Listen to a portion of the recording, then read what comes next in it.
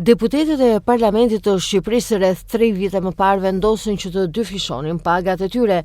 Nga 156.770 lek, paga e tyre u rrit në 310.250 lek, por duket se ky nuk është i vetmi privilegj që ata gëzojnë, pasi ligjvënësve u paguan po ashtu edhe qerat, dietat, nafta dhe telefoni.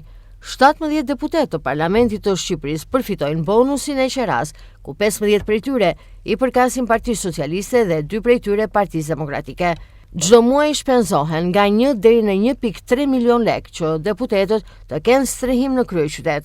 Bëhet me dije se po ashtu në muajin dhjetor, deputetët shpenzuan plot 4.472.483 lek për naftë, ndërkohë për pagesat telefonike 2.173.500 lek, pra më shumë se 60.000 euro në total.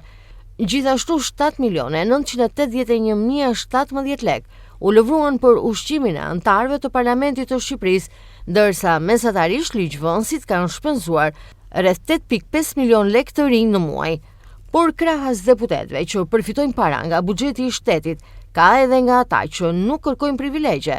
Bëhet fjalë për Agron Shehajn, Sali Berisha, Blendi Klosi dhe Bujar Leskaj. Madje ky i fundit përveç refuzimit të dietave, nuk ka marrë as 17.000 lek për shërbimin telefonik. E duket se një pjesë e deputetëve të kuvendit janë më dorëlëshuar me parat e buxhetit të shtetit.